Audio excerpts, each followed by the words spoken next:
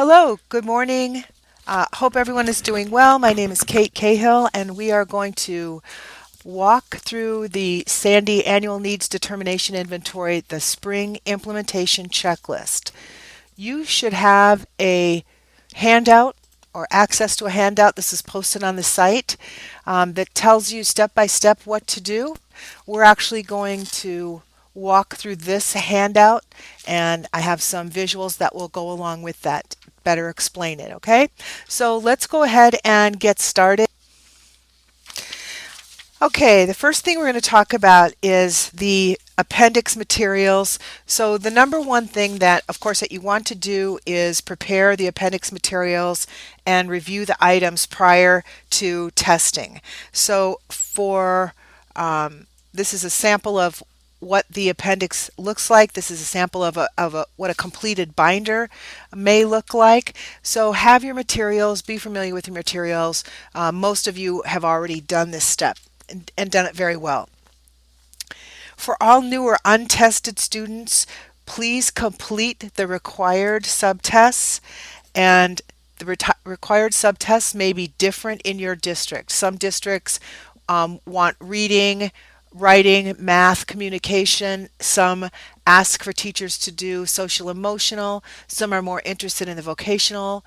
And again, the science test aligned to Next Gen Science Standards will be a new feature that will come out in September with the fall 2015 opening of the Sandi. So for all new untested students, complete whatever required subtests your district is asking you to do. You will know when you've completed the subtests for your classroom when you go to your class view. You have the names of your students listed. An incomplete test will show scores, raw scores in a gray area, and or they will also have an orange dot with a plus in it.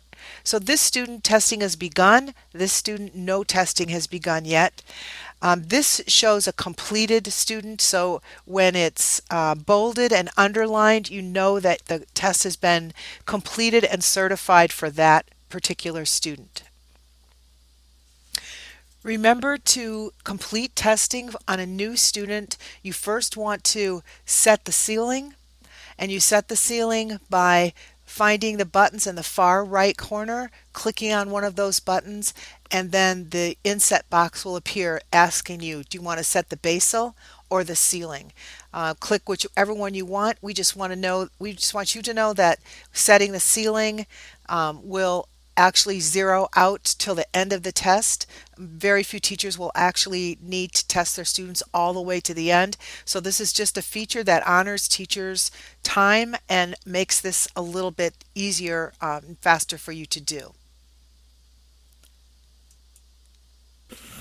In testing a student for the first time, you want to prioritize items that are scored for a 2 or a 3, target but prioritized area, and get ready to flag that for an IEP goal. Please don't forget to add any comments or any attachments if possible. Add an attachment, but for sure add a comment, at least one comment per student's assessment. We'll talk more about flagging IEP goals in a second, but don't forget also that an important part of testing and retesting is so in order to certify, scroll to the end of the test and simply press the button that says that the teacher has certified the assessment is complete and updated. For new students, new incoming students to your class with existing IEPs that you did not write, assess using the Sandi first, and then find the Sandi item that most aligns with the current IEP goal. After you complete testing Sandi for the first time, if the item is scored a 2 or a 3, then flag it as the current goal. If the score is a 4, the student has already progressed beyond this goal. So flag one new IEP goal from a priority 3 or 2 scored item. Again, at that point, when you've identified an IEP target, flag that IEP target by opening up the item, and then go ahead again and add a comment, for sure, or an attachment if possible. And don't forget at that point to scroll to the end and certify the test. Students who are tested during a previous assessment window, the scores will automatically repopulate for you. So you'll see your scores in kind of this washed orange color. And now for the really fun part, you can click on a new score to override the previous scores. Scores that remain the same do not need to be reclicked. They will automatically repopulate just as they are when you scroll to the bottom and recertify the test. So again, for previously tested students, begin testing students at their IEP flag. And then be sure to update all the items that may have changed. We say start at the IEP flag, look 5 up and 5 down from there. But remember, students may have made progress in other areas, so be sure you capture all of that progress. Don't forget to flag one IEP target per subtest. Enter at least one comment per subtest for each student, and then certify each subtest.